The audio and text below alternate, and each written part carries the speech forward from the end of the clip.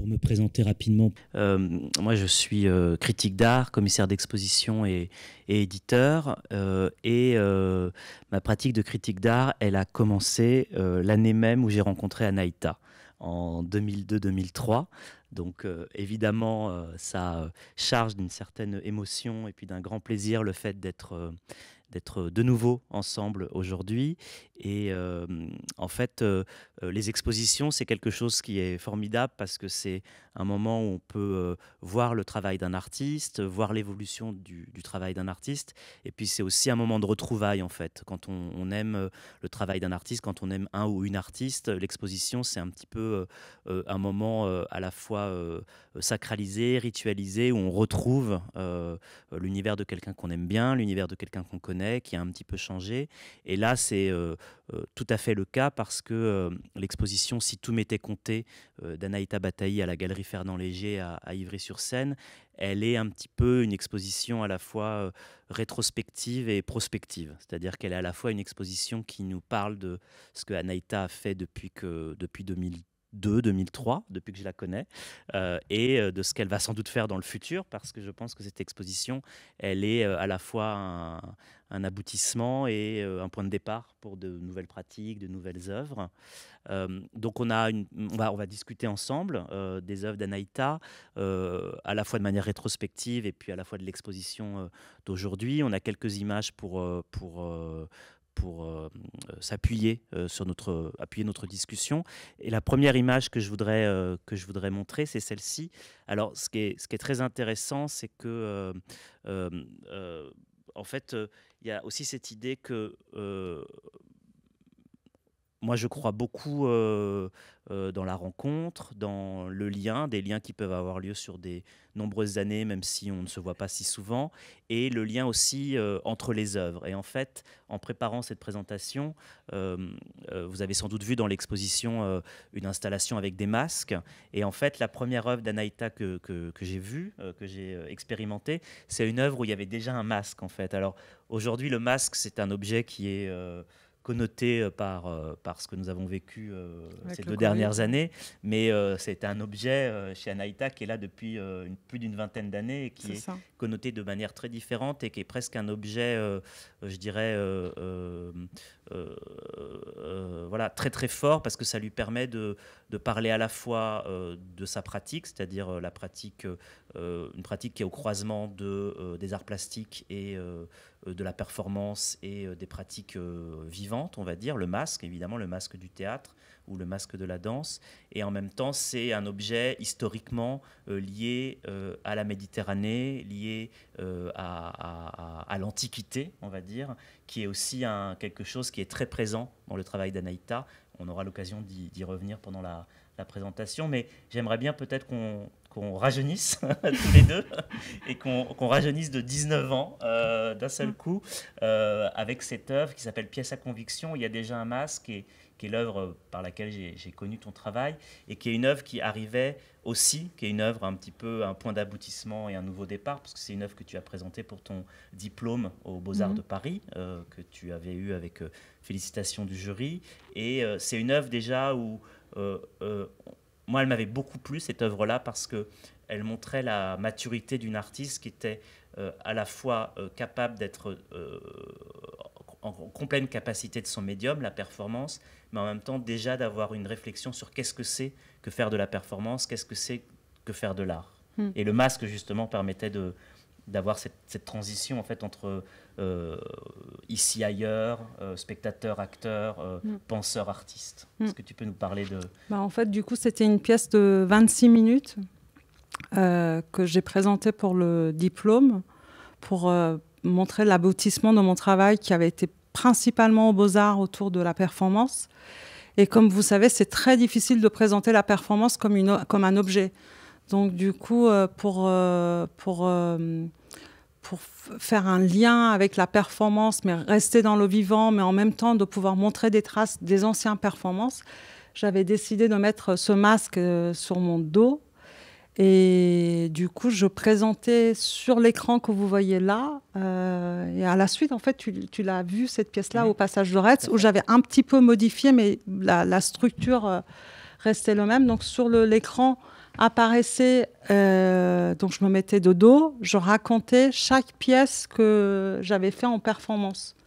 Et du coup, les pièces apparaissaient en projection sur l'écran blanc qu'on voyait. Et donc, je présentais avec mon dos en tant qu'une personne qui présente une pièce, comme un guide qui présente le conférencier qui présentait les pièces. Et en même temps, après, je réagissais et je me mettais en face du public et je critiquais déjà tout ce qui n'allait pas dans la pièce. Voilà, c'était Donc, j'ai fait ça pendant 26 minutes où je présentais d'un côté et je critiquais en même temps les choses qui n'allaient pas. Parce que, justement, l'histoire de la performance, c'est quand même assez chargé et du coup, quand on sort de l'école, on tatillonne encore avec le médium. Il y a des choses qu'on voit, qu'on a fait et qui n'étaient pas vraiment justes. Et c'était une manière pour moi de dire, je suis consciente, voilà, je fais des pièces parce qu'il faut être dans l'action, il faut être dans le geste. Mais en même temps, dans le geste de la performance, comme c'est improvisé, il y a des choses qui ne sont pas justes. Et donc, du coup, c'était une manière de rebondir et de dire, voilà, je suis déjà consciente en sortant de l'école qu'il y a des choses qui ne vont pas, que peut-être je vais avoir le temps de pouvoir développer et améliorer avec le temps, quoi. Voilà. Et ce qui est intéressant, c'est donc ces performances, ces deux fils qu'on va suivre pendant notre discussion. Il y a à la fois le thème, la thématique du corps, en fait, donc à la fois le corps de l'artiste, le corps politique. Aussi, ce qui est très intéressant dans ton cas, c'est le corps de la danseuse, en fait, parce que tu as aussi une formation en danse. Donc voilà, il y a aussi cette idée d'un corps, pas uniquement comme un instrument politique ou un instrument voilà, de la féminité ou de la femme, mais tout simplement le corps comme instrument d'une expression artistique, quelque chose qui est aussi important pour toi. Et puis, il y a la notion du territoire et du politique qui est réunie dans cette vidéo performance de 45 secondes. Enfin, c'est la vidéo qui dure 45 secondes, qui s'appelle Place de ma Révolution, que tu as souhaité montrer dans cette exposition, ici, à la galerie Fernand Léger, pour voilà, peut-être faire une boucle aussi sur ta pratique, un petit peu un point d'étape après une vingtaine d'années de travail. Et c'est voilà, une œuvre qui permet aussi de faire je dirais un premier socle en fait c'est vrai que c'est vraiment un travail que je considère comme un socle, quoi. Et que quand je le revois même avec le temps, je considère que c'était une de mes œuvres le plus important. Ouais. Et alors cette œuvre, elle vient, ça permet aussi de parler un petit peu de ton parcours. Donc tu es né à Téhéran, en Iran, en 1973, l'année du premier choc pétrolier. Il y a des œuvres que tu as fait à partir de cette idée du premier choc pétrolier. Voilà, ma naissance a toujours été pendant la crise, en fait. Et ça fait quand même quelques décennies qu'on vit toujours sous une période de crise. La crise constante, politique, économique, sociale. Et vous êtes parti, ta famille et toi, vous êtes partis de Téhéran en 1985, hein, quand tu avais 12 ans. Donc il y a une expérience comme ça c'est pas forcément une expérience d'exil, parce que c'est un départ qui a été choisi. Donc ça, c'est quelque chose aussi dont on va reparler pendant la conférence, ou en tout cas, c'est pas un exil subi. C'était un exil voulu, en tout cas, sans doute lié à la situation politique, mais qui n'était pas, je dirais, une migration subie, ou en tout cas forcée où du jour au lendemain, il fallait partir. C'était un choix. Voilà, c'était un exil par choix. Et cette œuvre, en fait, c'est une œuvre que tu réalises en revenant à Téhéran. Parce qu'on faisait des allers-retours du coup tous les ans, et c'était pendant le moment où j'étais en résidence en fait en Thaïlande, où j'ai décidé de rejoindre mes parents qui étaient partis en Iran. Et en arrivant en Iran, il y avait une forte répression pour les femmes, et à cette époque-là, en fait, les femmes ne pouvaient pas faire de jogging dans la rue. Donc on en parlait parce que... Et du coup, il y avait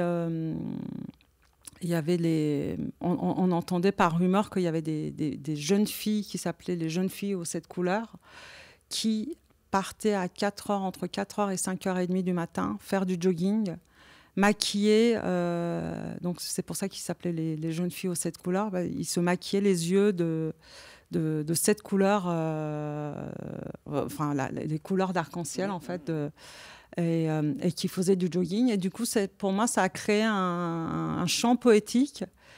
Et du coup, j'ai décidé de faire cette performance-là sur la place de la Liberté, qui est un haut lieu emblématique de l'Iran. Et j'ai pris l'excuse de ce cerf-volant pour pouvoir courir sur cette place et réaliser cette performance. Et donc, arrivé sous l'arche, je devais lâcher mon cerf-volant pour que le cerf-volant s'envole. Et malheureusement, je me suis déchiré les tendons parce que je me suis mal tournée ou je ne sais pas. Et donc, du coup, le stress, ou en tout cas, voilà. La peur de parce qu'on n'avait pas de papier, du coup, et en fait, on s'est fait arrêter plusieurs fois pour quand on vérifie les papiers qu'on avait. Et j'avais des fausses papiers. Et donc, du coup, arrivé sous l'angle, après plusieurs essais de performance pour faire le bon geste, le cerf-volant. Enfin, je me suis déchiré les tendons et du coup, le cerf-volant, à la place de l'idée première qui s'envole et qu'on puisse filmer l'envol du cerf-volant, elle s'écrase sur le sol. Et du coup, après ce truc-là, j'ai aussi appris que sur cette place, au même moment où j'avais réalisé cette performance, on faisait des persécutions, on faisait des pendaisons de tous les dissidents du régime. Et pour moi, ça a été du coup, voilà, c'est devenu une performance assez importante de mon travail. J'ai mis longtemps à me remettre aussi physiquement donc arrêter de danser aussi. Et du coup, voilà, c'est devenu une de mes plus fortes performances publiques. Voilà. Et pourquoi le choix de la performance très tôt, en fait, comme discipline artistique? Parce que dans l'exposition ici, on voit qu'il y a des œuvres qui sont plutôt de l'ordre de la sculpture, des choses qui sont plutôt de l'ordre du format tableau, comme l'œuvre blanc sur blanc dont on parlera tout à l'heure. Est-ce que la performance, ça venait peut-être tout simplement d'une économie d'une jeune artiste qui n'a pas beaucoup de moyens, Exactement. Donc qui décide d'utiliser son corps? Ou est-ce qu'il y avait aussi quand même cette volonté de tout de suite tester les limites de son corps dans un espace à la fois intime et politique? Pourquoi la performance s'est vraiment imposée? Parce que c'est une époque, ces années-là, 2002, on va en voir d'autres exemples, où tu fais beaucoup de performances. En fait, c'est presque voilà, c'est toutes les semaines une nouvelle performance. Et il y en a certaines qui vont donner lieu à des vidéos, et d'autres, j'imagine, qui n'ont jamais été documentées, qui étaient juste des performances comme ça sur le vif. Ça me permettait déjà de connaître mes propres limites de corps.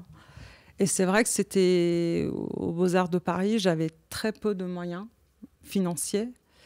Et les performances me permettaient d'utiliser, d'être toujours dans le flou de quelque chose qui se faisait et qui me permettait de ne pas mettre beaucoup de moyens. Voilà, donc c'est vrai que c'était vraiment financier, parce que je travaillais à côté pour payer mes études. Et du coup, ça a été une des raisons fondamentales du travail. Et peut-être cette idée aussi le pôle numérique aussi se développait plutôt bien aux Beaux-Arts, et ça devenait quand même quelque chose d'important dans le cursus des Beaux-Arts. Et tout de suite, en fait, ça, pour moi qui faisais aussi un peu de danse, qui avait dansé en Iran, c'est devenu vraiment un moyen assez important de pouvoir travailler aussi sur la vidéo, sur le son. Le professeur de son aux Beaux-Arts aussi, c'était Alain Michon, qui était un ancien danseur. Donc il y a tout de suite eu aussi des liens à travers le corps dansé, le corps mis en scène. Et Alain Michon, c'est aussi quelqu'un qui m'a beaucoup accompagnée dans le parcours, avec qui j'ai fait aussi la pièce que vous allez voir à la fin, Bruissement. Donc voilà, voilà. On parlait du son justement, là, cette vidéo qui s'appelle La Boucle, qui a eu différentes existences en fait. Elle relie vraiment cette idée du corps, de quelque chose qui est... alors, tu as dit c'était effectivement lié à à des limites financières, mais c'est aussi, je pense, l'idée de l'économie de moyens, c'est-à-dire de vraiment être au plus près du corps, ou au plus près des émotions, au plus près de l'idée, c'est-à-dire de ne pas s'embarrasser de beaucoup d'autres choses. Et dans cette vidéo, la boucle, il y a le son qui est présent, vraiment. Là, on est dans une performance qui est une performance, on va dire, privée, c'est-à-dire qu'elle n'est pas dans l'espace public, au sens où elle est une action presque. Ce qu'on a vu avant, c'est plutôt une action qui est documentée par la vidéo. Là, on est vraiment dans l'ordre d'une performance où en fait ton corps devient l'instrument un instrument de musique. C'est ça. Tu peux nous en dire plus? Cette vidéo, elle est aussi dans l'exposition ici. Oui, elle est présentée là. Parce que ça m'a permis aussi, quand j'ai travaillé avec Ivry, avec les habitants d'Ivry, de le présenter comme un moyen de tremplin et de parler de mon travail, pourquoi j'étais là, pourquoi... donc je présentais cette vidéo. Donc je suis aux Tuileries, quand même, je le précise, parce que c'est aussi un autre haut lieu royal, politique français. Et donc, du coup, moi, arrivée en France, voilà, je pose mon bâton sur ce sol-là et je commence à tracer un cercle. Et pendant que je dépose la boucle, enfin le bâton, il y a le son d'un gramophone qui se met en place, clac, clac, et on entend, à partir du moment où je commence à tourner, on entend un double son, le son du sol, le son de la musique et le son du gramophone. Donc les trois sons se mélangent et du coup, ça déclenche une chanson, une vieille chanson iranienne des années 50 que j'ai écoutée sur le gramophone de ma grand-mère il y a du coup des années, je crois que j'avais entre 4 et 5 ans. Et du coup, en réécoutant ces chansons plus tard, j'ai eu je me suis rappelé de ce souvenir de l'avoir écouté sur un gramophone. J'ai eu aussi la suite de ce souvenir qui m'est venu, mais qui était complètement effacé, qui était que ma grand-mère, entre 4 à 5 ans, c'était la révolution iranienne. Et donc, du coup, ma grand-mère, à la suite de mouvements de révolution qu'il y avait en Iran, a commencé à ramasser tous ses disques, tout le gramophone, et elle a fait un énorme feu. Et elle a tout brûlé. Elle a fait disparaître parce qu'on arrêtait, enfin, on venait pour différentes raisons arrêter les gens. Et pour elle, elle a senti par peur qu'elle pouvait se faire arrêter avec cette chanson. Donc du coup, je déclenche aussi un souvenir et je deviens gramophone dans l'espace. Et voilà, du coup, je retrace. Et c'est vrai que c'est une vidéo performance. Elle a un autre... tremplin que l'autre vidéo de la place de la Révolution. Mais c'est encore une fois cette idée d'être à la fois l'instrument et la spectatrice, en fait. Tu es à la fois la personne qui va créer le souvenir et la personne à qui s'adresse ce souvenir. Parce que quand on écoute, on voit cette vidéo, tous autant que nous sommes, on est assez saisis tout de suite par cette ritournelle des années 50 qui est très séduisante, très nostalgique, très mélancolique. Mais pour nous, c'est uniquement une chanson, alors que pour toi, c'est aussi lié à des souvenirs personnels très forts. Et c'est peut-être pour ça que tu disais que c'était aussi une des... Comme ça, on peut commencer à parler un peu du projet pour l'exposition ici. C'était une des œuvres que tu avais beaucoup jouées pour commencer la discussion avec les personnes que tu allais interroger à Ivry, parce que évidemment la musique et le son, tout de suite, ça ouvre à un imaginaire qui est peut-être beaucoup plus simple que de poser des questions très très directes. Oui. Ça m'a permis vraiment de faire... Du coup, je suis allée plutôt interroger les gens qui ont été en déplacement, qui ont fait des déplacements, et du coup de parler de ce souvenir, puisque j'allais leur poser des questions sur leurs souvenirs. C'était un moyen de dire, voilà, moi j'ai vécu ça, je suis artiste, et avec mon médium d'artiste, j'ai fait cette vidéo. Vous, quels sont vos souvenirs et comment, voilà. Donc du coup, ça a créé un dialogue direct et facile avec les habitants, que si j'arrivais directement avec le micro en disant, bon alors raconte-moi ton souvenir sur cette période. Voilà, ça a permis de vraiment créer un lien affectif qui était important, c'est ce que je cherchais en fait. Je cherchais l'émotion. Moi, j'avais été émue en écoutant cette chanson et d'avoir fait cette vidéo. Enfin, voilà. Et du coup, ça me permettait aussi de mettre les habitants aussi dans une émotion pour qu'ils puissent aussi aller chercher dans leurs souvenirs les choses un peu enfouies pour vraiment psychologiquement les accompagner dans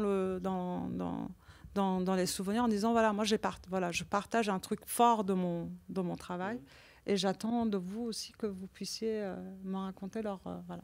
Et c'est ce qu'on va en parler, tout à l'heure. Ouais. Ce qui est très beau là-dedans aussi, c'est cette idée de l'œuvre d'art comme un embrayeur, en fait. C'est-à-dire l'œuvre d'art comme finalement un espace ou un espèce de partage pour justement commencer la conversation.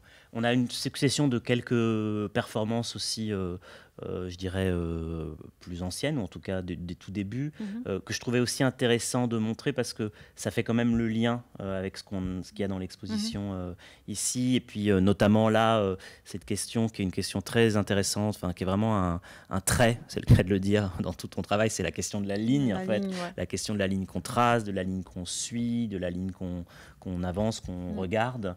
Ici, c'est une performance où tu traces justement des lignes sur ton corps, à nouveau. C'est peut-être ça vraiment la différence dans cette exposition ici par rapport au travail précédent, c'est que dans les nouvelles œuvres, ton corps est très très peu présent, voire même, il est toujours présent d'une manière ou d'une autre, mais il n'est pas montré, il n'est pas documenté, il n'est pas vidéographié. Là, c'était une vidéo, peut-être tu peux nous dire rapidement, où tu traçais des lignes sur... Je trace avec de l'encre de Chine des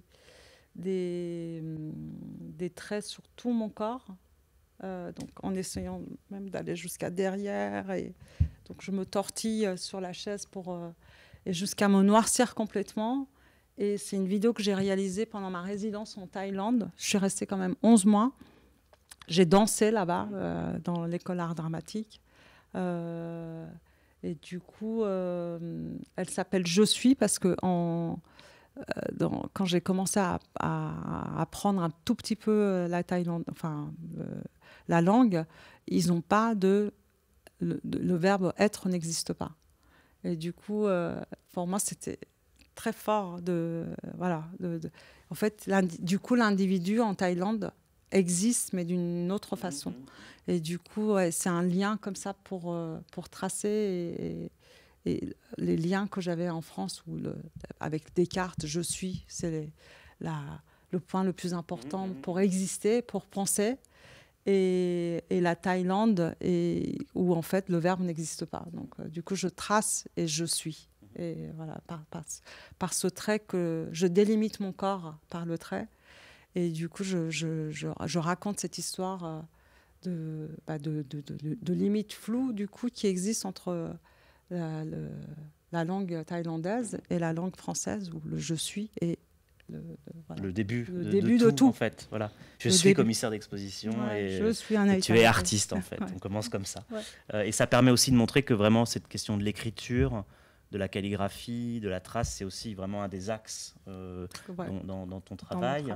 Là, je me suis aussi amusé parce que l'un des axes de ton travail, c'est évidemment le corps, ton propre corps. Donc il y a une œuvre là qui s'appelle Autoportrait, avec encore ces lignes qui sont en fait en crayon colle, qui sont tracées sur le miroir. Et du coup, je me suis mis en face du miroir qui est complètement rayé par les traits du cône, qui est un élément de beauté en Orient, en France, les eyeliners pour se tirer les yeux, enfin. Et du coup, je trace tout le crayon noir sur le miroir et je me mets en face et je prends une photo. Et cette recherche, comme je le disais tout à l'heure, elle est toujours réflexive. C'est-à-dire qu'on a vu beaucoup, et on va voir le corps de l'artiste nu, c'est-à-dire utilisé vraiment comme un instrument sur lequel on vient marquer des choses, tracer des lignes, où on va le voir plus tard, le corps vraiment qui devient presque un pinceau, en fait, puisque c'est lui qui vient... c'est pas la matière qui vient sur lui, mais c'est lui qui va chercher la matière.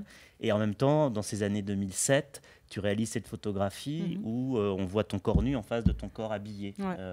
Alors moi, je me souviens, parce que c'était toute une aventure, la réalisation de cette photographie, de comment je la fais, etc., qui évidemment aussi, pour les gens qui connaissent l'histoire de l'art, est aussi une reprise d'une photographie très connue de Marcel Duchamp, où on voit Marcel Duchamp en train de jouer aux échecs habillé en face d'une femme modèle complètement déshabillée, donc qui était aussi une manière, voilà, la photo de Marcel Duchamp jouant aux échecs habillé face à une femme déshabillée, et pas forcément une photographie, pour le dire très vite, patriarcale, machiste ou de domination pour Marcel Duchamp, parce que l'histoire est complètement différente. Il y a un petit livre qui a été écrit par la personne qui est nue en face de Marcel Duchamp, qui explique que ça s'est fait de manière assez aléatoire, comme ça, éphémère, mais quand on la regarde aujourd'hui, il y a évidemment ça, et toi tu poses en face de ton propre corps nu. Ouais. Et donc du coup, ouais, c'était aussi faire un clin d'œil à Marcel Duchamp que j'adore. Et pour Marcel Duchamp, c'était son dernier rétrospectif à Philadelphie. Et moi, c'était ma première exposition personnelle. Ouais, personnelle. Et du coup, je faisais déjà un clin d'œil à Marcel Duchamp. Toi, tu as terminé, moi, je commence. Donc voilà, je vais faire... et du coup, j'ai pris le même jeu d'échecs que Marcel Duchamp, sauf que je fais avancer ma dame qui me met, moi, nue, hors jeu, enfin, en échec. Voilà. Et oui, c'était tout un truc, l'organisation, parce que ça s'est fait dans une galerie à Paris. Donc, j'ai dû le faire un dimanche matin très tôt, parce que la galerie était ouverte, l'espace de la galerie était... Enfin, c'est une vitrine, en fait, voilà. Du coup, pour que ça soit pas...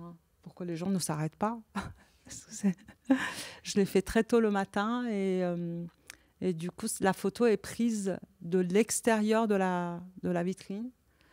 Et donc, ouais, c'est moi avec moi, moi-même, et avec cette idée que à chaque fois quand on est déjà plus là. Voilà. Il y a toujours cette idée déjà dans l'image, quand on travaille son image, il y a quelque part quelqu'un, celle qu'on a imaginée dans la performance être. Quand on regarde, il y a cette distance qui fait que c'est pas. À chaque fois, je me dis c'est pas moi. C'est comme le corps est complètement instrumentalisé.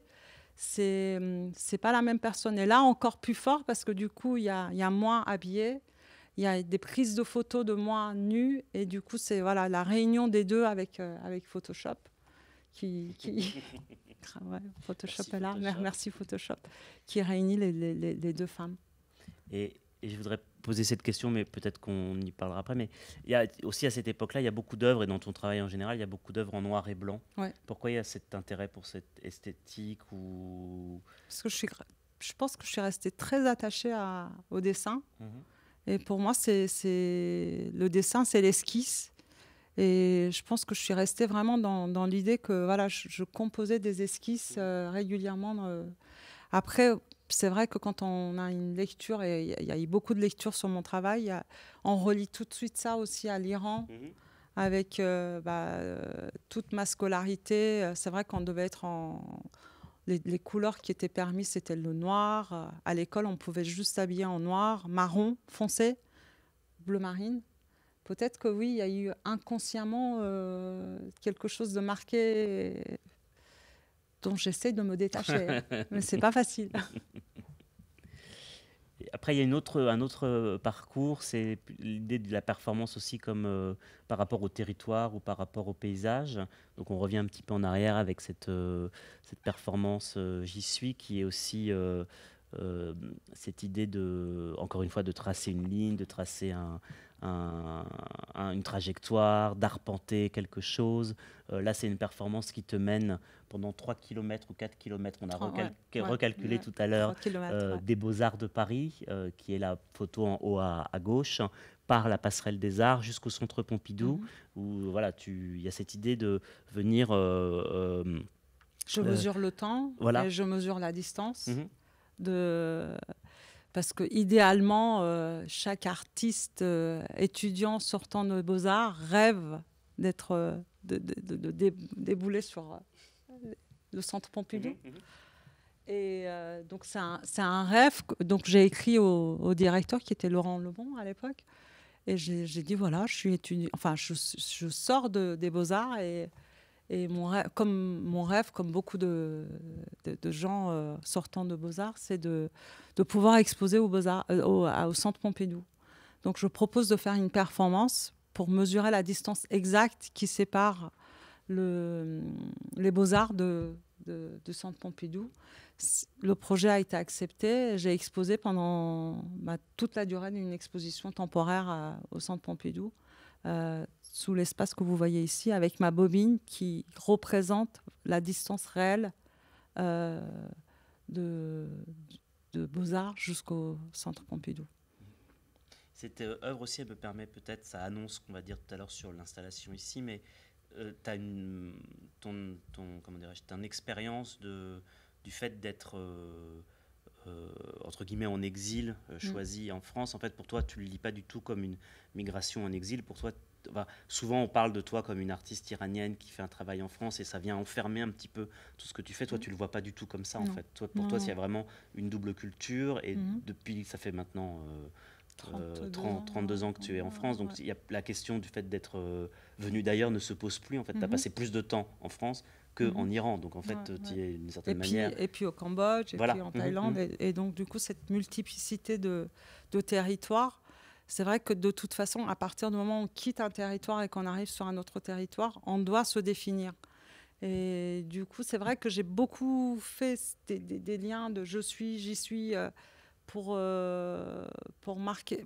C'est presque aujourd'hui avec les téléphones portables, le petit truc rouge qu'on a qui nous marque, vous êtes là et vous allez aller là. C'est plus un truc presque numérique que vraiment interroger, se flageller avec l'exil. Ah, mon pays, parce que c'est vrai que je pense à l'Iran, c'est la langue, c'est ma langue maternelle, c'est la langue dans laquelle j'ai grandi, mais c'est vrai que la France et d'autres pays ont aussi été importants dans ma réflexion, en tout cas dans ce qui m'a fondée, que vraiment, donc ça rapporte. En fait, c'est plus une force et un atout supplémentaire que quelque chose sur lequel il faut travailler, je dirais, tous les jours. On parlait de toujours cette idée des trajectoires. Ça, c'est de nouveau une œuvre de 2007 où il y a ton corps qui vient marqué par cette ligne qui est tracée au sol. Je voulais aussi peut-être m'arrêter pour avancer sur ces photos de 2010 qui ont été réalisées limite flou, je crois, à l'occasion d'une exposition qui s'appelait Limite flou, frontières vives, ou en tout cas à peu près au même moment, qui était une exposition au Centre d'art Le Lay à Albi. Là, on est vraiment dans quelque chose qui est chorégraphié, mise en scène. On n'est plus du tout dans la performance au sens où il va y avoir de l'aléatoire. Et puis du coup, le geste est travaillé, puisque j'ai peint le mur, j'ai dû calculer la distance qui séparait. En fait, ça devait être une triptyque, mais la troisième, j'ai pas réussi. Jusqu'à aujourd'hui, j'arrive pas encore à l'intégrer dans mon travail. Donc l'idée, c'était de parler de la femme, du coup, l'artiste femme, et du coup, je trace cette ligne qui vient traverser les parties érogènes, du corps féminin sur lequel... alors du coup, c'est pas du tout iranien. Là, on est là dans la culture française. Tous ces rouges à lèvres de Chanel. On a des affiches partout dans la ville qui mettent en valeur les lèvres de la femme. Tous ces vêtements qui sont à moitié dénudés, qui parlent du corps sexuel de la femme. Donc voilà, moi, là, je tranche et je montre du coup quelque chose de très tranché. Je suis complètement nue et du coup, je suis mise à nu par moi-même et pour montrer à quel point finalement on est complètement comment dire, aliéné en tant que femme sur ce sujet-là, quoi, même en France. Et pourquoi tu n'as pas encore réussi à faire celle avec les seins? Les seins, je l'ai fait, je l'ai refait, et elle ne marche pas. Elle marche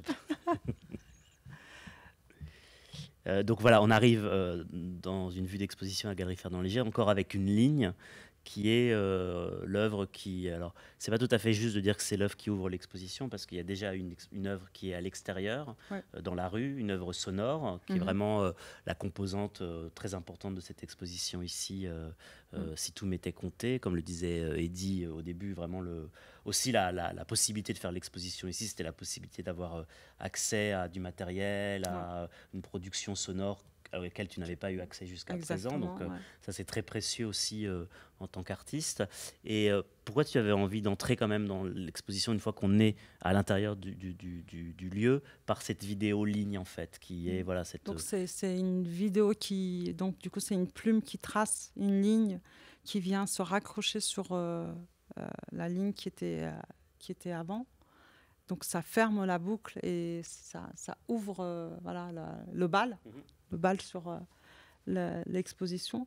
C'est avec un vieux encre qui date de 1880 et l'abolition de l'esclavage est de 1893. Donc je trouvais que voilà, je m'en rapprochais de cette période-là de l'histoire de l'immigration, de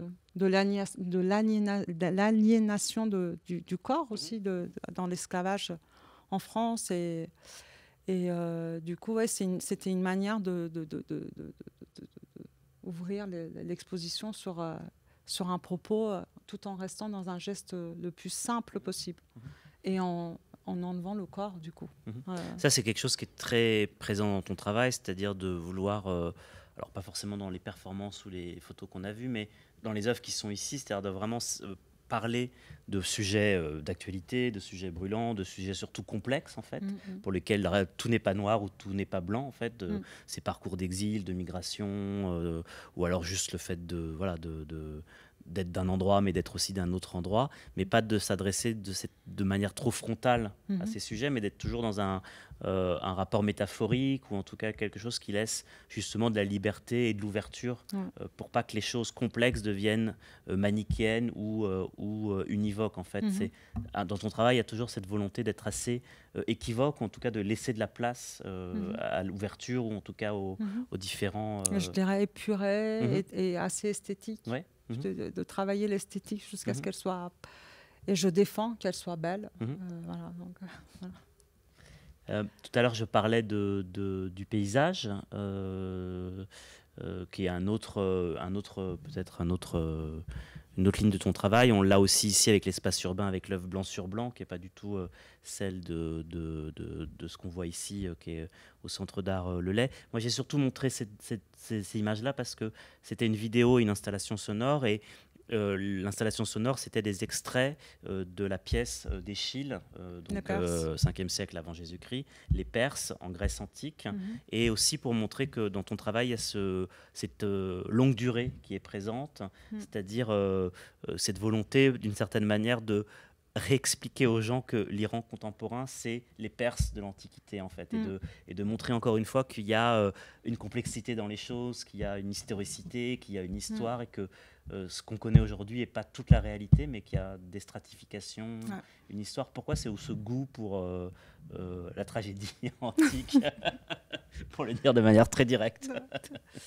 Donc peut-être tu peux commencer par nous parler de cette installation aussi. Ouais, donc c'est une vidéo qui dure 27 minutes, 28, oui, j'ai dit 28. Et donc on a le paysage qui est voilé, il y a un voile et qui dévoile le paysage quand le voile s'en va.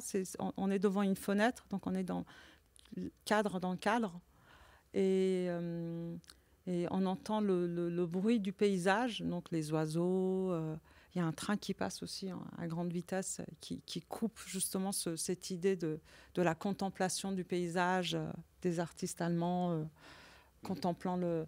Et en même temps, il y a le travail sonore de toute la partie d'Échille quand le messager revient de la guerre et qu'il annonce à la reine toute la défaite des Perses. Et c'est une des premières défaites des Perses. Ça montre... En fait, ce qui m'intéresse dans le fait d'aller dans le passé et revenir, et ce va-et-vient, c'est justement de parler de, comme tu disais, la complexité en fait, de ce territoire qui a toujours été en tension, pour différentes raisons, il y a eu des raisons religieuses. Aujourd'hui, c'est des raisons religieuses. Dans le passé, c'est l'Euphrate. Enfin, c'est tout le coin où il y a une alimentation, une richesse qui fait que ça donne beaucoup de tension pour acquérir la terre parce qu'elle est riche en... Et donc, du coup, voilà, souvent, les gens que je rencontre ne connaissent pas très bien l'Iran, quoi, ou connaissent des parcelles. C'est une manière pour moi de placer toutes ces tensions dans un va-et-vient entre le passé et aujourd'hui pour dire que c'est un territoire compliqué. C'est un territoire qui a déjà plein d'histoires et où le peuple a toujours été porteur d'armes pour défendre son territoire. Donc oui, je fais beaucoup d'allers-retours pour parler de... Mais en même temps, ce qui est intéressant, c'est qu'en passant par les Perses d'Échille, tu viens de dire tout à l'heure, ce que tu veux dans ton travail, c'est quand même chercher une certaine esthétique, une certaine beauté, pour utiliser ce mot-là. Et en fait, les Perses d'Échille, c'était aussi une manière à l'époque pour sublimer d'une certaine manière les guerres qu'il y avait eu. Enfin, voilà, la tragédie antique, c'est une manière de sublimer les passions, les intérêts de la Grèce antique et des Athéniens.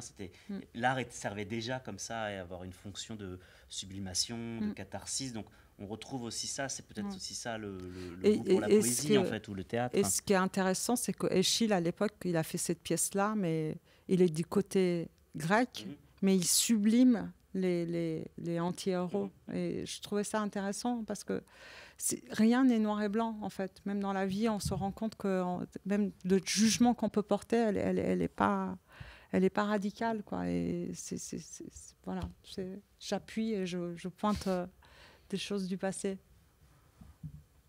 Là, c'était deux vues d'exposition de l'exposition Bruissement, dont on verra le film tout à l'heure, avec encore une fois cette idée du paysage. On a la vidéo sur l'image de droite de la vidéo qu'on va voir tout à l'heure, et puis une vue d'installation à gauche.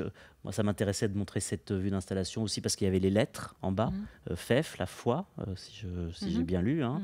Et puis l'arbre de vie, en fait. Donc voilà, cette idée d'un paysage que tu venais tracer, mais aussi parce que si je ne me trompe pas, je ne sais pas si c'est cette œuvre-là ou un autre, mais dans cette exposition, tu utilisais déjà le caddie. Alors, pour celle-là, c'est pas le caddie, c'est pas le caddie, mais c'est ça qui m'a permis d'arriver. S'il y a une autre pièce qui était en face de celle-là, voilà, c'est celle-ci, hein. qui était l'arbre de vie à l'envers, donc ça c'est en positif, et l'autre arbre était en négatif, l'autre était en caddie. Et cette œuvre, je l'ai fait pendant ma résidence en Lituanie, où en fait la Lituanie est premier producteur de tissu lin dans toute l'Europe. D'ailleurs, on le voit là avec l'Ukraine qui est plein de... voilà, les prix qui flambent. Donc la Lituanie, elle a tout le marché, on va dire, mondial du lin. Et en arrivant là-bas, il y avait cet emblème de l'arbre de vie dans pratiquement tout l'artisanat de la Lituanie. Donc, et l'arbre de vie, en faisant des recherches, est à la base... d'origine iranienne perse. Parce qu'en fait, c'est dans les miniatures perses que les premiers arbres de vie ont été dessinés comme un lien entre le jardin... oui, c'est ça, oui, le paradis terrestre, dessiné par les miniatures, mais aussi commandé par les rois de l'époque. Chaque roi commandait son jardin de paradis sur Terre.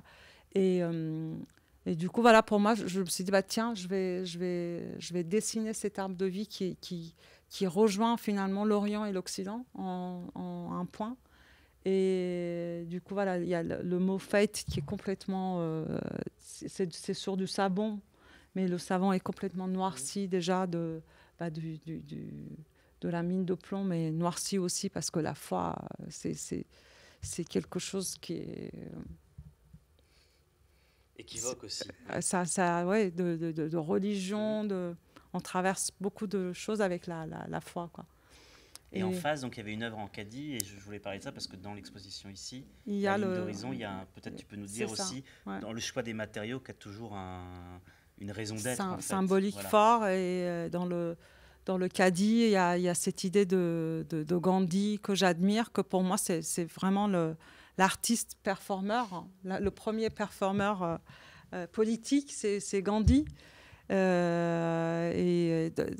Cadi, c'est l'œuvre où en fait, il est habillé de ses habits britanniques.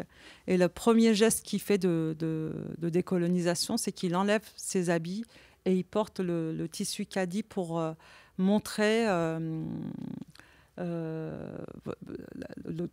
départ, on va dire, le tissu traditionnel indien, en fait. C'est le tissu traditionnel indien. Les Indiens ont tous un métier à tisser chez eux, donc ils les encouragent à enlever leurs habits britanniques, qui créent un besoin avec l'Angleterre.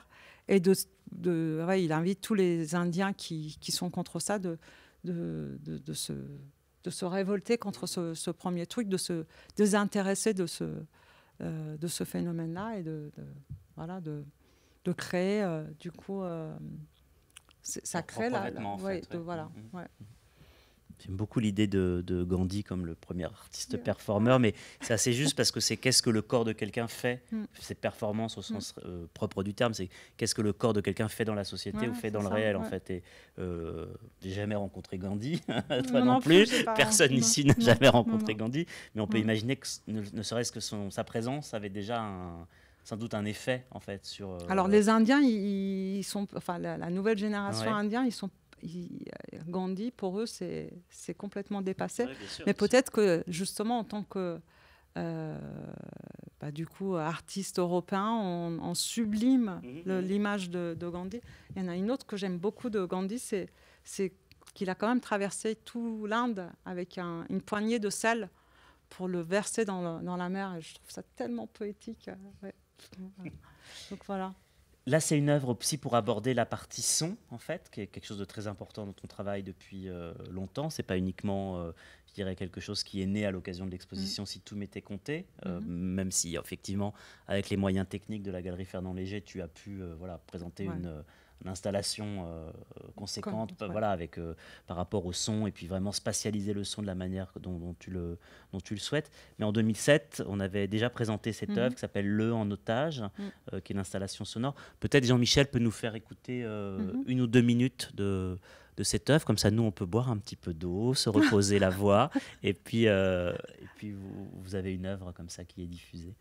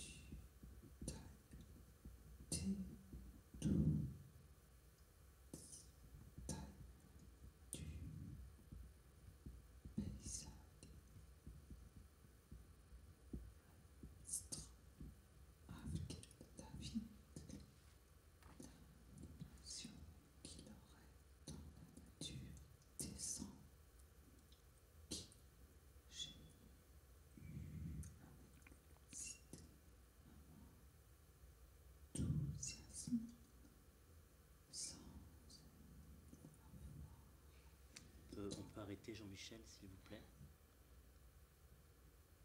Donc c'était un son qui était doublé d'un autre son. Il y avait le son d'une aspirine qu'on jetait dans un verre d'eau, amplifié. Ça, c'était le premier son. Et le deuxième son, c'était ce son du texte Henri Michaud qui a pris de la mescaline et qui décrit un paysage.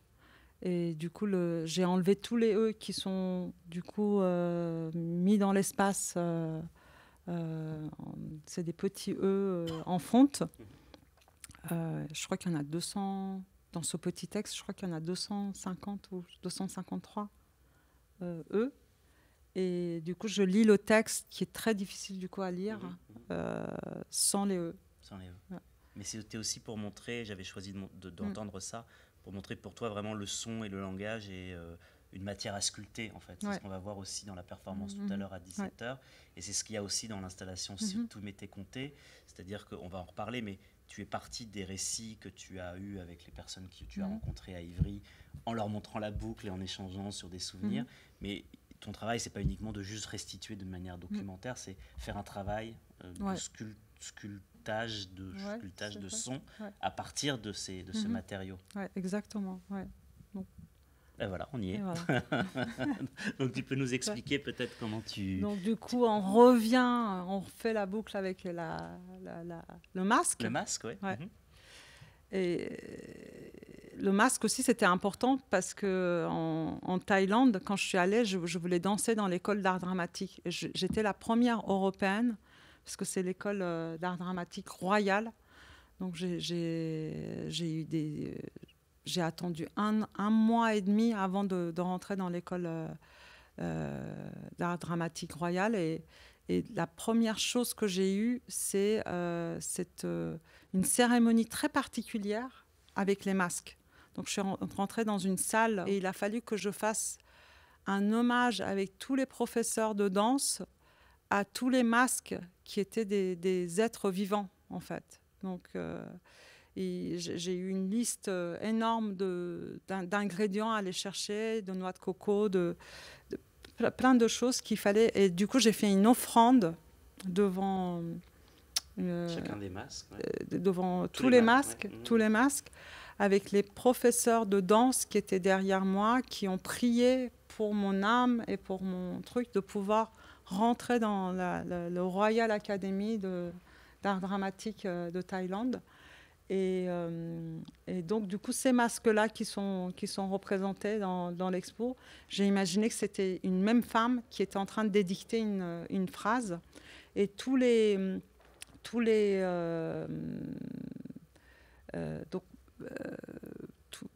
c'est la même femme qui édicte, et sur chaque masque est arrêtée une syllabe d'un mot de cette phrase-là.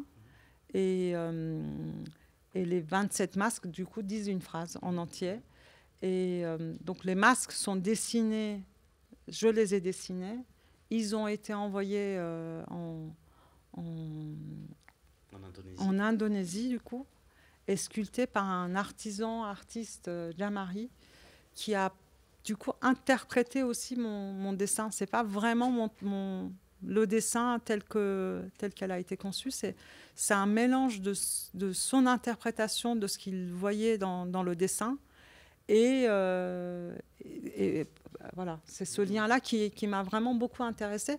Mais ce n'est pas le premier boulot que j'ai fait. Ce travail-là vient à la suite de cette longue collaboration que je fais avec Philippe Brunet, avec le théâtre grec ancien. Parce que c'est lui d'abord qui m'a proposé de dessiner et de travailler sur les masques en 2018. Donc voilà, c'est une série de masques. Derrière chaque masque, du coup, il y a un dispositif sonore. Et les voix des habitants d'Ivry qui racontent leur immigration, leur déplacement à l'intérieur et à l'extérieur, enfin qui racontent leur histoire, est sonorisée, mais elle est multipliée par le travail du compositeur Jean-Philippe Chalté, qui a par-dessus ça fait une composition électroacoustique. Et du coup, on a les voix avec la disposition électroacoustique qui est spatialisée dans l'espace. Et chaque masque, du coup, il y a un travail aussi où il y a un premier masque qui parle et puis un autre. Enfin voilà, les mots sont dispatchés, les phrases sont aussi dispatchées dans tous les masques dans l'espace. Et il y avait vraiment l'idée avec cette œuvre de créer un peu une polyphonie, c'est-à-dire de rendre compte, encore une fois, d'une manière équivoque, mais au sens propre du mot, c'est-à-dire avec plusieurs possibilités, de tous les récits qu'on t'avait raconter. Ça, c'est aussi la spécificité de ton exposition. C'est une exposition qui, évidemment, s'inscrit dans ton travail, mais qui a été aussi nourrie par 3 mois, je crois, de résidence à Ivry. Peut-être tu peux nous parler un peu de ce processus, en fait, aussi, voilà, qui a nourri ton travail. Du coup, j'ai eu une résidence sur 3 mois, ce qui m'a permis d'aller à l'encontre des habitants d'Ivry et de les interroger. J'ai fait un premier travail avec la maison du quartier et puis un deuxième travail avec la maison de retraite indépendant. Et du coup, c'est plusieurs générations c'est pas des immigrations actuelles, c'est des immigrations dans le temps, pour aussi pointer de manière encore poétique et esthétique ce qui est en train de se passer en ce moment. Depuis le Covid, en fait, la situation territoriale de chaque pays s'est vraiment renforcée. Les immigrants qui décident de partir, en plus avec toutes les guerres, partent dans des conditions quand même très, très difficiles. Et quand ils arrivent aux limites des territoires, là, du coup, il se passe quelque chose qui est complètement inhumain, qui est de l'ordre de vraiment des atrocités qu'aucun être humain devrait vivre. Et c'était de manière poétique de pouvoir vraiment pointer ce truc politique qui est en train de se passer en France, enfin dans toute l'Europe, qui est atroce. Et mais de manière douce et qui puisse donner aussi aux spectateurs qui viennent voir l'exposition de repartir avec des questions. Parce que la bande-son en fait, de cette œuvre, tu peux nous dire comment elle est tressée en fait. Il y a à la fois les textes des habitants, mais il y a aussi des textes que toi tu as écrits. Oui, j'ai écrit aussi des textes à l'intérieur, 2 textes sur donc du coup l'exil, l'immigration, les guerres, voilà, mes propres souvenirs avec. Puis les textes que j'ai écrits, c'est aussi des collages d'autres textes qui parlent aussi des départs. Tout est un peu mélangé. Et il y a ces textes-là, plus les textes d'interview, plus des bruits blancs qui sont justement dans les interviews. Quand on fait une interview, on enlève justement tous les et du coup là, c'était tout ça, c'est réintégré dans le texte pour faire peut-être aussi apparaître tous ces voix un peu fantomatiques de détresse qu'on peut ne pas percevoir, parce que tout ça, on a juste, quand on écoute la radio, on a juste des informations très propres d'une guerre, de quelque chose, des individus qui se déplacent, mais on n'a jamais justement le désarroi et c'était une manière de le faire apparaître à travers l'installation. L'installation est une installation de 40 minutes de son. Et pourquoi il y a eu cette idée de passer par les masques? En fait, c'est presque comme une performance sans corps, en fait, cette installation. Et Philippe disait que c'était presque mortuaire. C'est vrai, c'est... Du coup... c'est du théâtre sans corps, en fait. C'est ça qui est un peu troublant, en fait. Parce qu'il y a des voix qui nous parlent, mais en même temps...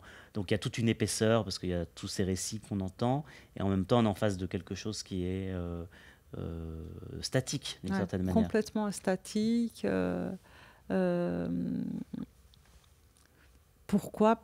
Justement parce que du coup, pour revenir à l'idée de l'immigrant, j'avais fait j'étais invitée au Collège de France pour parler de ça, et Eugénia Villela, qui m'avait invitée, elle parlait elle avait suivi plusieurs migrants, et elle disait il y a quelque chose qu'on peut appeler aujourd'hui une zone grise. Cette zone grise, c'est la zone où en fait l'être humain n'existe plus. Peut-être que je touche ce truc-là particulièrement pour dire voilà, en fait à quel point c'est déshumanisé, désincarné, et en même temps les masques sont très beaux, ils sont très expressifs. C'est ça qui est très intéressant dans cette installation. Ouais, les masques sont super. Ils font partie peut-être d'une certaine façon d'une d'une cérémonie, ça pourrait être chanté, dansé. Mais du coup, avec le son qui est envoyé et où ils ne sont pas portés par la personne, ouais, il y a quelque chose où on enlève l'être humain, voilà. Comme la voix des immigrants qui est complètement éteinte dans la ville. Et alors, à proximité de cette œuvre-là, il y a celle-ci qui s'appelle Blanc sur Blanc, qui, elle, est une autre manière de rendre compte de trajectoire, de ce rapport au territoire. Pour ceux qui habitent Ivry, vous avez reconnu le territoire de la ville d'Ivry, en fait, avec cette forme de carte, sur laquelle tu viens tracer, en fait, comme une calligraphie ou comme une couture de fil. Ouais. Du coup, ça, c'est le travail que j'ai entamé pendant le confinement, qui est de faire des dessins collages.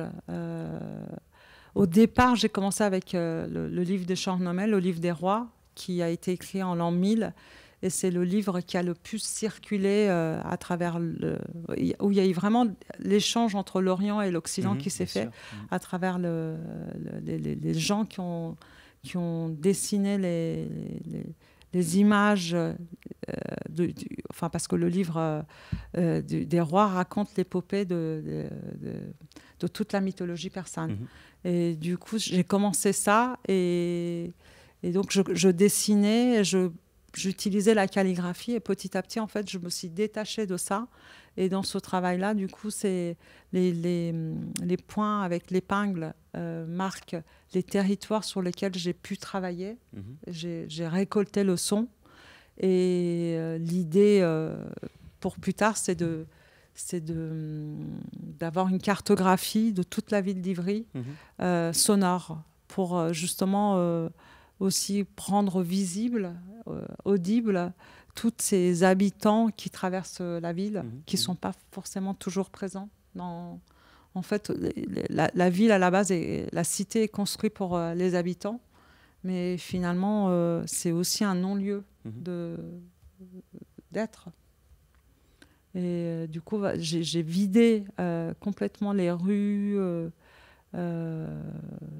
tout est vidé, et du coup, il y a juste ces points-là qui vont marquer peut-être un peu dans le temps, quand j'arriverai à remplir la ville du son des habitants d'Ivry.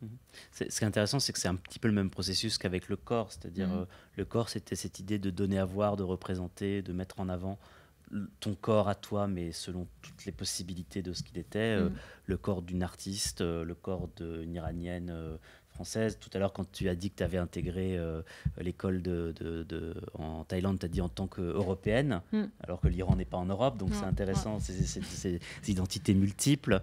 Et là, le son, c'est la même chose, en fait. C'est une fois de donner une représentation, de donner la parole à des personnes qui n'en ont pas ou qui ne l'ont pas de cette manière-là. C'est vraiment une nouvelle étape, en fait, dans ton travail. C'est aussi peut-être une manière pour toi de vraiment rendre clair le fait que tu ne parles pas uniquement de ta situation, de toi en tant qu'Iranienne française. Je me mets un petit peu derrière je suis un petit peu plus à distance. Et du coup, c'est ce que je trouve intéressant dans toutes les performances que j'ai faites, pratiquement, elles sont aussi... je parle dans mes performances. Donc, il y a toujours ce rapport un peu ambigu entre le théâtre, mais c'est pas du théâtre parce que c'est pas répété. Là, la pièce qu'on va faire, c'est pas non plus répété. Donc, pas du tout, je vous confirme. Il a eu le texte tout à l'heure. Et du coup, ce qui est intéressant dans la voix, c'est qu'elle dénonce rapidement l'état d'une personne. Et ça, c'est bien. Enfin, ça, vraiment, ça m'intéresse. Dans les voix qui sont dans l'exposition, par exemple, j'ai la voix d'une vieille grand-mère qui chante en berbère, et je l'ai pris à vif et je l'ai installé sans faire de modification, ou d'être revenu, la re-enregistrer. C'est vraiment une prise, en fait, c'est one shot, c'est une prise. Et je trouve que la voix est une sculpture intéressante, parce que vraiment, quand on n'est pas bien, on le sent tout de suite dans la voix. On ne parle pas de la même manière que quand on est joyeux. Enfin, il y a beaucoup de choses qui sont intéressantes dans la voix. Et il y a beaucoup de choses aussi qui sont intéressantes dans le bruitage qu'on peut faire. Et à quel point on peut vraiment créer un espace dans le paysage, quoi, dans le paysage qu'on peut entendre. Tu parlais de one shot, je vais juste avancer rapidement. Alors ça, là, cette vidéo qui s'appelle Sous ses pas, qui est vraiment symbolique du chemin de cette exposition, parce que c'est une vidéo, enfin des images qui ont été tournées en 2002, mais que tu viens décider de montrer qu'en 2022. Là, on est vraiment dans le one shot complet, parce que c'est entre guillemets la preuve qu'une action ratée peut donner une œuvre d'art réussie, en fait. Tu peux nous dire un petit peu nous expliquer un peu cette vidéo, mais pourquoi tu as voulu surtout la montrer cette année, en fait? Pourquoi d'un seul coup parce qu'elle dialogue avec justement la ligne d'horizon, voilà. qui est de l'autre côté. Et du coup, ce qui était intéressant, c'est de raconter, voilà. Parce que du coup, elle fait une lumière sur la ligne d'horizon. Et la lumière, elle change. Et ce qui est intéressant, c'est que du coup, ça me permet de parler je raconte l'histoire de Kadi, qui est le symbolique du tissu. Je raconte ensuite l'histoire de la vidéo, qui est une cérémonie que j'essaye de filmer, que j'ai pas réussi à filmer, en tout cas dans cette vidéo-là, puisque il y a des Hezbollah qui sont de l'autre côté de la rue et qui viennent vers moi pour m'arrêter parce que je suis en train de filmer la cérémonie. Et du coup, je fais tomber ma caméra et je filme. Du coup, c'est la caméra qui devient témoin de cette petite performance où j'essaye de fuir les gardiens de l'islam qui veulent venir vers moi. Et du coup, ce qui est intéressant, c'est que du coup, je parle aussi je dis, voilà, je suis en train de filmer la cérémonie d'Ashura. Qu'est-ce que c'est Ashura? C'est la cérémonie de deuil des chiites pendant un mois, en fait, le deuil. Et en faisant des recherches, il se trouve que ça vient après Alexandre le Grand, et c'est la cérémonie c'est une cérémonie qui a été installée, qui est la cérémonie de Zeus, portée avec des grands chars, et qui a traversé comme ça toute l'histoire et qui s'est enrichie du coup d'une fête religieuse, et qui montre en même temps toute la tension, toute cette histoire de tension qui existe en Moyen-Orient et en Proche-Orient. Toute cette histoire-là est sur l'histoire des chiites et des sunnites. Les Hezbollah sont du côté du chiite, je crois, qui se battent. Du coup, voilà, il y a toutes les guerres en Proche et Moyen-Orient sont contenues dans cette histoire de Ashura. Les sunnites font une grande fête et les chiites font une grande cérémonie de deuil pendant un mois. Avant peut-être de poser les dernières questions, je voulais savoir s'il y avait des questions dans le public pour voir un petit peu comment on était. Toi, alors, il y a toujours, on a bâti ensemble cette présentation, et toi, tu m'as envoyé cette image-là. Pourquoi tu voulais absolument qu'on parle de cette image-là, en fait? Là, je pose vraiment la question de la personne qui découvre ça. Et voilà, qu'est-ce qui te plaît dans le fait de montrer cette c'est une œuvre que j'ai jamais montrée, c'est une planche que j'ai jamais montrée, que j'ai jamais. C'est toujours intéressant de savoir ce que les artistes veulent montrer. Et du coup, pour moi, en fait, quand je les ai, parce qu'on cherchait des images, et quand je les retrouvais, et je me suis dit, mais en fait, voilà, avec le papier, j'étais déjà dans la recherche avec l'œuvre du dessin et blanc sur blanc, où je découpe. Bah là, je plie. Et je suis en train de plier, et je mets en avant les plis comme si c'était une sculpture. Et c'est un terrain de recherche que j'avais pendant longtemps, et qui s'est révélé du coup avec blanc sur blanc. Et du coup, ça permet pour moi, ça m'a fait un lien. Je me suis dit, en fait, ça faisait 10 ans que je cherchais. C'est pas le confinement d'un seul coup qui nous a permis ce truc, cette liberté de créer. C'est que je cherchais déjà voilà, c'est ça. Non, mais parce que je plaisante un petit peu tout à l'heure, mais c'est voilà, cette idée que cette exposition, c'est vraiment une exposition où il y a des liens en fait, entre toutes les œuvres, à la fois des liens formels, thématiques, mais aussi des liens peut-être un peu plus souterrains, parce qu'il y a, voilà, on passe de 2002 à 2022. Peut-être pour conclure, tu peux nous dire un mot de la vidéo qu'on va regarder maintenant, Ouais. Bruissement, Ouais. en fait. Donc du coup, Bruissement, c'est vraiment l'aboutissement de la spatialisation qui m'a permis d'arriver à cette œuvre qui est ici, qui est une œuvre que j'ai réalisée avec Alain Michon, 2015. Oui. 2015. Et du coup, c'est un paysage. Alors, du coup, je parle encore du paysage, le cadre dans le cadre. C'est un paysage qui. Je dis pas. Enfin, voilà, je laisse quand même le spectateur découvrir. Et c'est vraiment le début de ce travail aussi sur le son, en fait. Exactement, oui. Parce que du coup, dans le son, on va traverser toutes les guerres. Tout ce qui a été en fait enregistré en radio, sur YouTube, c'est tout l'archivage du son sur la guerre. C'est aussi tous les sons d'aviation, donc des avions des années 20, 40, qui est présenté dans l'œuvre. Et on est aussi dans cette idée de l'image dans la destruction. Donc, de détérioration de l'image et en même temps de travail sonore. Et c'est un travail qui a été fait qui est conçu à la base pour casque. Donc c'est un travail binaural. Mais il se trouve que la salle dans laquelle on se trouve, là, c'est un 16.1. Donc il y a des enceintes là devant. Vous avez des enceintes qui traversent aussi la salle, des enceintes sur les côtés et au fond, ce qui permet de vraiment travailler la spatialisation dans l'espace avec le son. Je crois que c'est la seule salle dans toute la région parisienne qui a cette capacité-là. Pour le moment, je ne connais pas d'autres centres d'art qui ont ce... Du coup, voilà, c'était intéressant de terminer là-dessus et de dire que cette pensée-là de cette vidéo m'a permis d'arriver à la vidéo, au travail sonore que j'ai fait dans l'espace. J'ai juste pensé à quelque chose pendant que tu parlais.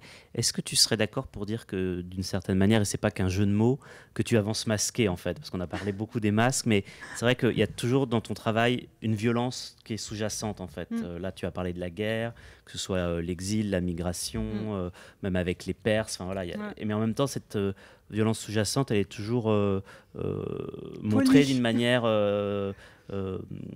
esthétique, mais pas au sens pour la déjouer, mais juste voilà, pour, encore une fois, nous perturber, nous interroger. Est-ce que tu serais un petit peu d'accord avec ça, en fait? Complètement. Oui, je suis d'accord.